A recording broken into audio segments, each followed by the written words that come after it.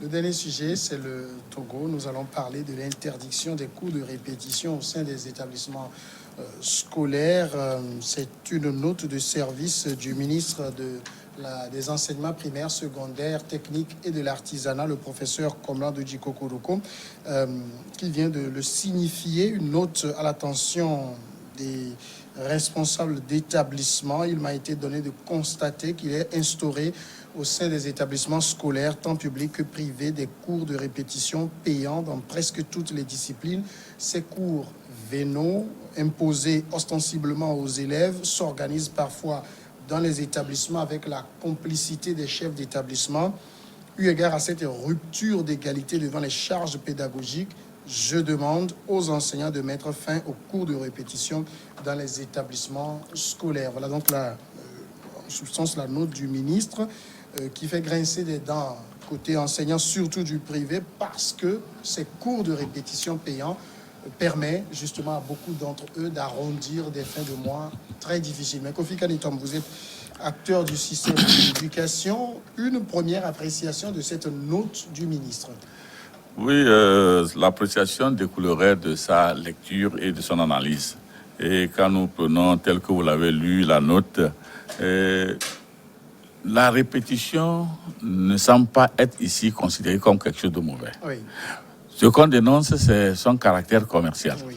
Et son caractère commercial, son caractère d'imposition, parce que là, vous êtes obligé de venir.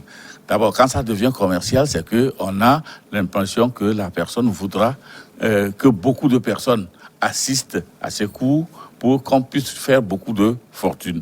Et dans ce cadre, on peut être tenté de faire en moins ce qu'on devrait faire naturellement par rapport à l'appel ou au métier qu'on exerce, afin de pouvoir créer des besoins qui suscitent la sollicitation et pour qu'on puisse en avoir. La deuxième chose, c'est que quand vous regardez, ne viennent à ces cours que ceux qui sont capables de payer et ceux qui ne sont pas capables de payer ne peuvent pas arriver. Ça crée déjà une certaine rupture d'égalité, comme il l'a appelé dans la lettre, entre les plus munis et les plus démunis. Et ça crée également un problème d'inéquité dans les charges. Choses pédagogiques, il y a certains qui sont bien formés, d'autres qui ne sont pas formés, et il a fait relever le fait que effectivement ces répétitions sont déjà prescrites dans les organisations pédagogiques, parce que on a toujours conscience que dans une salle de classe, ce ne sont pas tous les enfants qui ont cette capacité de pouvoir rapidement acquérir des connaissances. Dans ce cadre, il y a certains qui vont lentement, certains qui sont rapides, et c'est pourquoi il a été demandé des cours de soutien pour les plus faibles, pour les ramener au niveau des plus forts, et quand il y a des erreurs, il y a des rémédiations. Et ces rémédiations et ces cours font partie des attributions des enseignants. Si en lieu et place de ces attributions, on considère ces cours de soutien et ces cours de médiation comme étant d'autres parties de l'enseignement qui soient échangés contre de l'argent. C'est ces éléments-là que le ministre était en train de dénoncer et d'appeler à un ordre. Vous voyez, ça a commencé petitement. Aujourd'hui, ça tend à être imposé comme une règle, une norme dans l'établissement, que dans toutes les écoles, il faut que les cours soient complétés par des cours de répétition moyennant de l'argent. Je pense que c'est l'abus de l'exploitation de cette brèche-là qui aujourd'hui a appelé à cette mesure. Appréciation, David? C'est une note d'information que je soutiens en tant que parent d'élèves. Je crois que les cours de répétition ne doivent pas être imposés par les établissements, surtout privés. Moi, mes enfants ont la chance de fréquenter des collèges privés et je sais ce que c'est. À chaque rentrée, c'est des notes d'information que nous recevons de la part de la direction de ces écoles qui nous notifie l'obligation d'inscrire nos enfants aux cours de répétition qui sont organisés au sein de ces écoles-là. Et moi, pendant très longtemps, je n'ai jamais été d'accord. Heureusement, je dirais que j'ai J'ai eu la grâce de Dieu que mes enfants sont assez intelligents sur le plan scolaire. Et je remercie Dieu pour cela. Mais en tant que parent d'élèves, je dis, il faut que le gouvernement aille encore plus loin. Vous savez, aujourd'hui, comme le disait mon co-débatteur tout à l'heure, les répétitions sont nécessaires. Pas pour tous les élèves, mais les élèves qui présentent des manquements dans certaines disciplines. Le parent qui a les moyens peut s'offrir les services d'un répétiteur. Mais si ce parent n'a pas les moyens, l'école peut proposer d'organiser des cours de répétition. De soutien. Pour renforcer. C'est ce que le ministre qualifie de cours de soutien Voilà, et de remédiation. De remédiation pour renforcer les capacités manquantes de ces élèves-là. Et donc aujourd'hui, vous ne verrez aucune école organiser des cours de soutien ou de remédiation. À défaut, il faut payer. Il faut toujours payer. Mais les écoles oublient qu'il en va de leur image aussi. Parce que quand vous avez un établissement scolaire privé pour lequel nous payons très cher la scolarité et qu'à la fin de l'année, les statistiques de réussite ne sont pas favorables ou ne sont pas jolies, vous perdez beaucoup de crédibilité. Et donc, ces écoles qui ont institué l'obligation d'organisation de ces cours de répétition, moi je leur dis, il faut qu'ils comprennent qu'aujourd'hui, les élèves qu'on soumet à ces cours de répétition n'ont pas les moyens de payer. Et quand le parent n'a pas les moyens de payer, son élève ne peut pas suivre, son fils ne peut pas suivre ces cours-là. Je suis d'accord qu'on organise des cours de soutien, mais en cela, il faut que l'État aussi appuie ou soutienne ces écoles-là. Vous savez, l'État peut proposer un budget pour indemniser ces écoles qui ont besoin d'organiser des cours de soutien.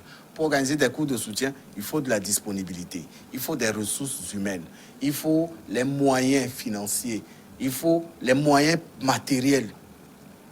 Mais tout ça a un coût. Alors, l'État peut décider de subventionner une partie de ces coûts-là pour permettre à ces écoles d'organiser des cours de soutien. Mais si l'État ne le fait pas, les écoles diront que nous n'avons pas les moyens. C'est le seul moyen dont dispose le personnel enseignant pour joindre les deux bouts. Et en cela, c'est l'élève qui perd, c'est le parent qui paye. Moi, je paye une scolarité assez grosse pour mes enfants. Je n'ai pas envie que mes enfants reviennent à la maison avec des notes en deçà de mes espoirs, en deçà de ce que je programme pour eux. Et s'il faut que mes enfants bénéficient d'un cours de soutien, il faut que cela vienne de l'école. Il ne faut pas que ce soit une imposition, une obligation. Je suis contre le fait qu'une école m'écrive pour me dire votre fils doit obligatoirement suivre les cours de répétition, alors que cet enfant te ramène des notes supérieures à 16, supérieures à 17. Je ne sais pas à quoi serviront ces cours de répétition. Alors justement, vous l'avez rappelé, le caractère obligatoire et mercantile de la chose qui est mauvais et qu'il faut dénoncer, parce que ces cours, on les fait souvent les mercredis soirs ou les samedis matins. Ça varie de 100 francs à 300 francs. Ça permet aux enseignants de se remplir un peu les poches. Mais l'autre, j'allais dire l'envers du décor, c'est qu'il y a des enseignants, moi je les qualifie d'enseignants véreux, qui disent aux enfants, ce qu'on voit là, on va l'approfondir pendant le cours de répétition. Est-ce que c'est normal, ce comportement-là? Oui, bon, c'est ce que nous étions en train de dire. À partir du moment où on est tenté de dire que ce que je vais faire va me rapporter de l'argent et qu'on commence à gagner un peu, on est enclin à chercher comment faire pour pouvoir gagner plus. Donc, on part de 2 élèves, comme tu le dis si bien, à 300 francs, ça fait 600. On se dit, si j'avais 10 élèves, si j'avais 15 élèves, et on crée la situation. On a la tendance de créer la situation pour mettre les enfants dans la dépendance afin qu'ils puissent arriver à se sentir obligés de venir. Et certains même vont jusqu'à aller préparer, soumettre les enfants qui viennent à ces cours aux devoirs qu'ils auront à faire en classe. Si bien que si celui-là qui ne vient pas va se retrouver toujours avec de faibles notes et sera tenté de pouvoir dire que je dois y aller pour aller faire ces cours de répétition. Donc c'est un phénomène qui est né et qui s'est développé avec le temps et a pris une certaine proportion aujourd'hui qui devient un peu très inquiétante. Et il va falloir effectivement qu'on commence par voir dans quelle mesure on doit assainir cela, puisque quand nous lisons tous les textes qui régissent le droit à l'éducation des enfants, on a toujours tendance à pouvoir faire de sorte que l'école soit, du moins pour une certaine période, gratuite et que progressivement, elle se rend gratuite pour permettre à l'ensemble des citoyens de pouvoir aller acquérir des connaissances. Or, nous voyons que nous ne sommes pas au même niveau de choses sociales.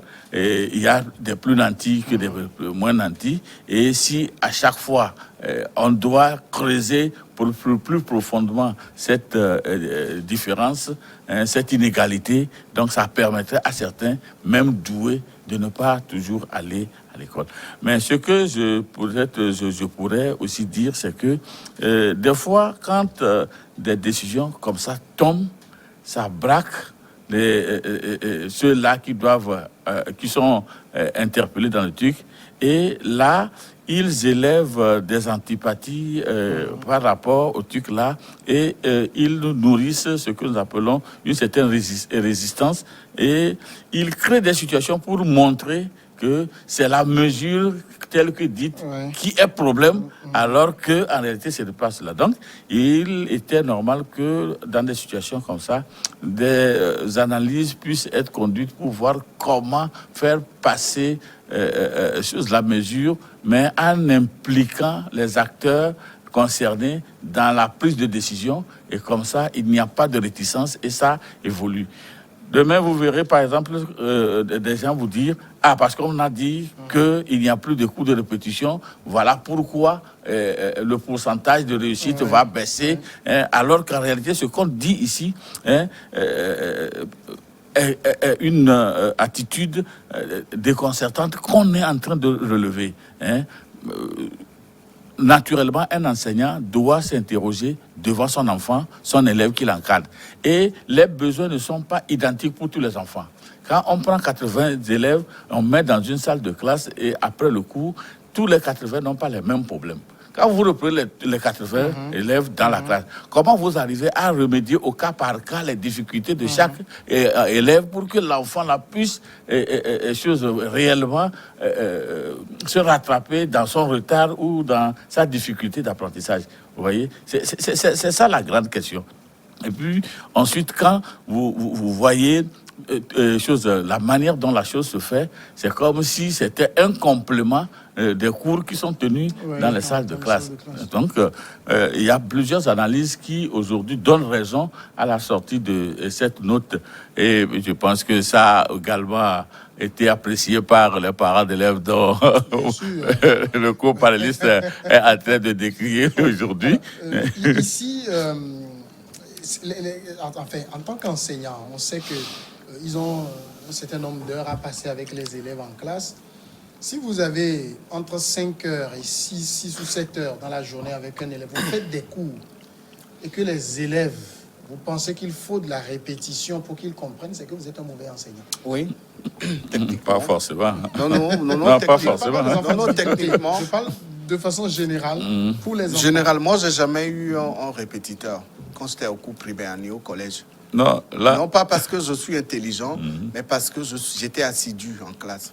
Et quand le professeur me donne des cours, je les apprends. Et vous étiez combien dans votre salle de classe? Le professeur me motivait à apprendre mes cours. Nous étions une trentaine. Ah, voilà. J'ai eu la chance d'avoir fait. Je voudrais une brèche pour vous dire que il y a des situations où on a besoin, parce que dans des salles de classe où ils sont 80, 90, 120, et que vous n'avez que 45 minutes ou bien 1 heure de temps, 2 heures de temps pour faire passer une notion, vous voyez comment c'est difficile. Oui.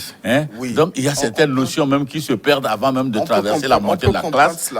Il y a des... Et donc, à première mesure, oui, ça veut dire que l'enseignant a des limites.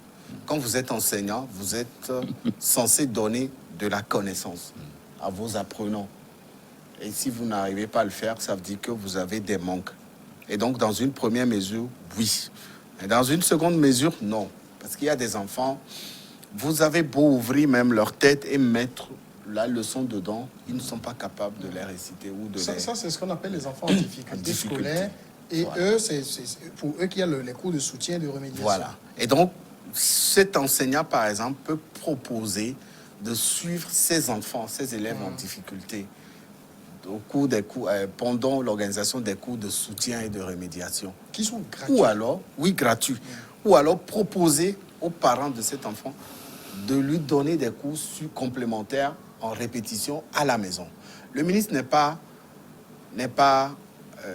contre l'organisation des cours de répétition. Hein. Ah ouais. Il dit l'organisation des cours de répétition dans les écoles publiques et privées et le fait de faire payer ces cours de répétition. Ça veut dire qu'un professeur peut donner des cours de répétition à un enfant chez lui à la maison. Il va être payé. Et quand vous faites le calcul, savez-vous que les frais de cours de répétition dépassent la scolarité d'une année d'école pour votre fils à l'école? Quand vous faites... Aujourd'hui, vous n'avez pas de répétiteur qui est à moins de 20 000. Légèrement 15 000. Lorsqu'il accepte 10 000, ça veut dire qu'il ne va rien foutre, il ne va rien faire avec votre fils. Et donc, l'enseignant peut proposer de faire un suivi scolaire à cet enfant hors cadre de l'école. Ça peut se faire à la maison, chez l'enfant, ça peut se faire chez l'enseignant, même s'il a le dispositif nécessaire pour cela. Moi, je connais des enseignants qui font venir des enfants chez lui. Il a de petites salles qu'il a transformées en salles de répétition. Et ces enfants viennent suivre les cours là-bas. Mais à partir du moment où vous voulez faire les cours dans les écoles, le ministre dit non. Et je pense que, comme je l'ai dit tout à l'heure, l'État doit aussi comprendre la nécessité de soutenir ces écoles-là. L'autre problème pour lequel je vais me battre encore pendant très longtemps, c'est la liberté qu'ont ces directeurs d'écoles privées de fixer les scolarités dans leur école. Ce n'est pas normal que quand vous allez vous renseigner dans une école privée, on vous dise que de la 6e en 3e, la scolarité est fixée à 150 000, 200 000 et même plus. Je me demande si c'est une agrégation. Pour le programme togolais. Pour le programme togolais, une école privée. Je me demande si c'est une agrégation. Moi, j'ai été élève, je n'ai pas dépensé 150 000 pour une année d'études. On a fait des écoles où on payait 7 000 francs. On est très intelligent aujourd'hui. Trop intelligent même. 330. Voilà. Et donc, il faut que l'État regarde aussi de ce côté et que les directeurs d'écoles privées là comprennent que en exonérant la scolarité, vous savez, les écoles privées, chaque année augmentent. Ils augmentent, que vous ayez 100% ou pas. Chaque école privée, en tout cas, s'il y en a que je connais, chaque année, ils augmentent de 5, 10 000, etc. Il faut que l'État comprenne qu'il doit assainir aussi ce domaine-là. Ouais. Ça ne sert à rien de demander aux enseignants d'arrêter d'organiser des cours de répétition payants dans les écoles. Il faut que l'État subventionne. Il faut que l'État réglemente aussi le paiement ou la fixation des frais de scolarité dans certaines écoles. Là, je vais interroger véritablement l'acteur de l'éducation que vous êtes. Il y a aussi un autre côté de la chose, c'est que vous avez des enfants qui vont à l'école de lundi à vendredi. Mercredi soir, dans le système classique, ils sont au repos. On les dit de venir au cours de répétition. Samedi matin, on leur dit de revenir au cours de répétition. J'ai envie de dire, est-ce qu'il n'y a que l'école? L'enfant doit avoir du temps au jeu, parce que de faire d'autres activités extrascolaires qui l'aident aussi à s'épanouir. Il n'y a pas que l'école, il n'y a pas que les cahiers. Ouais, vous touchez un point que j'ai toujours dénoncé parce que le législateur a compris pourquoi il a voulu que sur les 5 jours, il y ait un après-midi de répit. Et pourquoi il a donné les samedis et dimanches comme étant pour le compte de l'enfant, c'est parce qu'il y a des activités péri- et parascolaires que l'enfant doit également faire. Et on est en train de voir également la capacité de l'enfant à pouvoir travailler, le temps d'apprentissage de l'enfant qui doit être réglementé pour que l'enfant ne soient pas submergés par le flot des apprentissages. Il y a tous ces éléments-là qui sont là et vous voyez au fur et à mesure que vous progressez, il y a de ces temps-là qui sont réduits. Même à l'université aujourd'hui, vous ne me direz pas que quand on va vous appeler un dimanche, vous n'irez pas. Hein? Donc, c'est ça la grande question aujourd'hui qui fait que les parents également sont complices de cette situation. J'allais vous interpeller par rapport à ça, parce que pour certains parents, c'est lorsque les taux de scolarité sont très élevés que l'école est très appréciée. Et ils se ruent vers cette école. La deuxième chose, c'est lorsque l'enfant est acculé à tout moment là, quand on dit que l'enfant apprend. Donc, on oblige même l'enfant, contre son gré, à aller à ses cours. C'est ça qui a fait que le phénomène s'est aggravé. Et la troisième chose, c'est l'indisponibilité des parents qui ne sont pas souvent à la maison. Ils cherchent là où ils doivent envoyer leurs enfants. Et comme ils n'ont aucun domaine qui accueille des enfants en leur absence, alors là, le seul domaine privilégié, c'est l'école. Il faut envoyer l'enfant à l'école. Et c'est là où la chose a pris de l'ampleur. Et comme tous les enfants ne doivent pas rester à la maison, ils sont tout le temps obligés d'aller à l'école. Et ce qui est dénoncé ici également par le ministre, c'est le fait que dans une même école, c'est comme il y a deux opérateurs qui s'exercent là-bas. L'école qui a fixé son taux et qui a des horaires de choses, et l'enseignant, lui, qui aussi transforme ce milieu après le temps scolaire en un autre site d'exploitation pécuniaire. Là, ça ne donne pas une bonne connotation. Hein.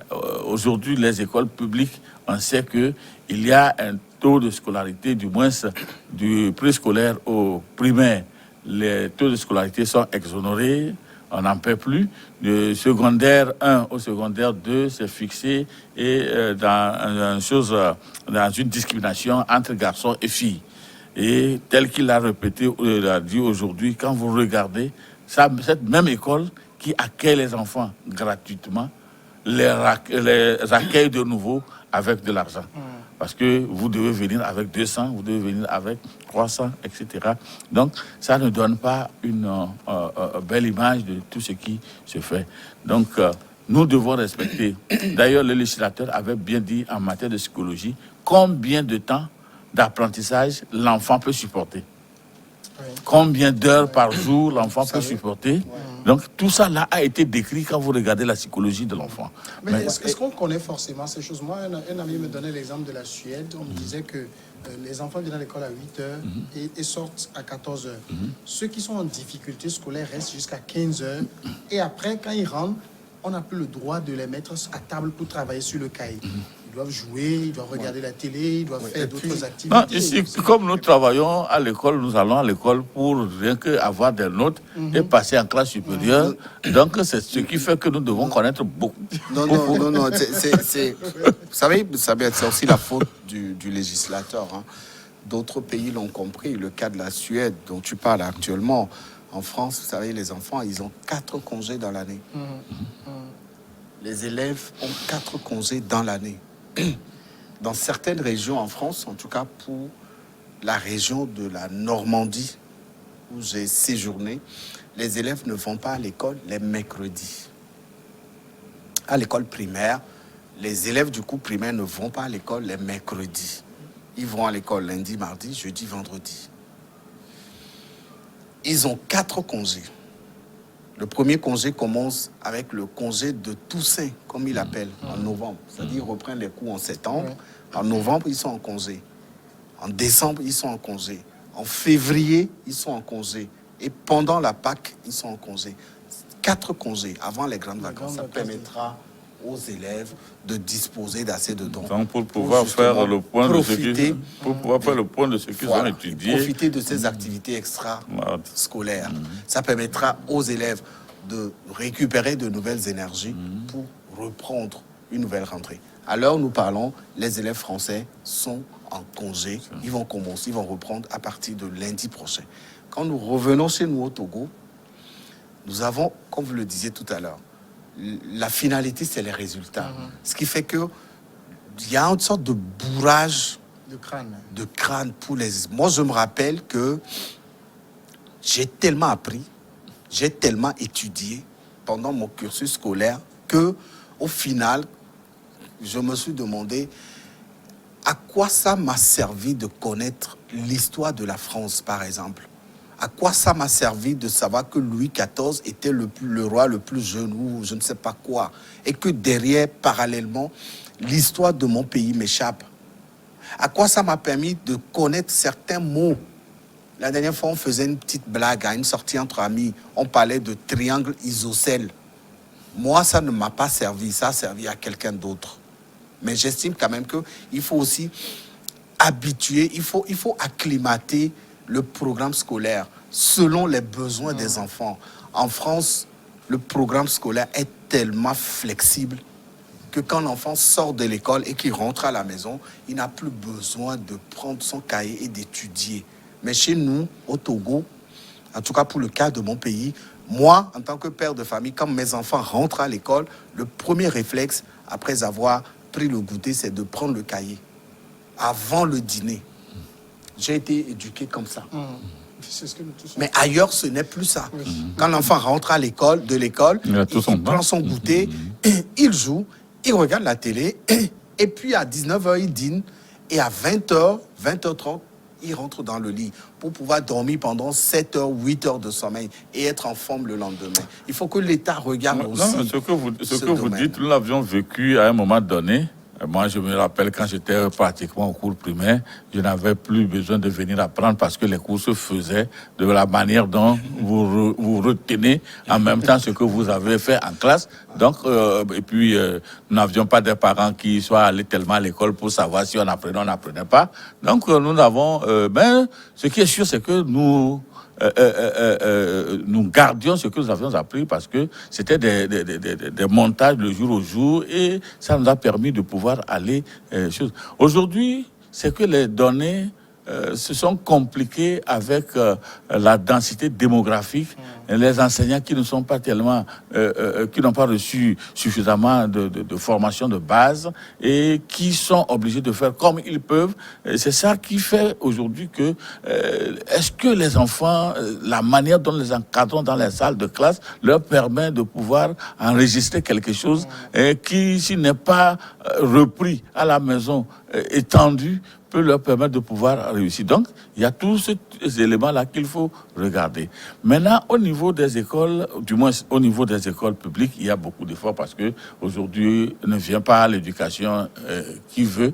Il faut passer par des écoles de formation de base et au cours de l'année, il y a des recyclages, des petites formations, des mises à niveau et des renforcements de capacités qui permettent d'enseigner. Mais quand nous regardons dans les écoles privées où malheureusement les taux sont fixés, est-ce que les enseignants qui sont là-bas ont été jaugés en qualité qu'en capacité pour pouvoir être placés devant les élèves?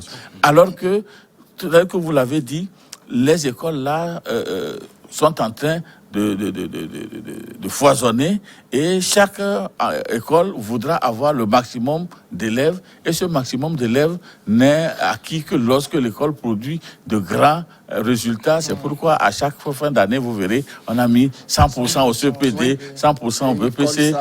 Donc, voilà. Et pour avoir ces 100%, il faut obliger l'enfant, il faut lui prendre tout son temps de liberté pour le gaver, pour le gaver de notions, et lesquelles notions, des notions qu'il doit restituer devant le truc là. C'est ça qui fait que... C'est ça qui fait que... Des robots mécaniques. Nous sommes...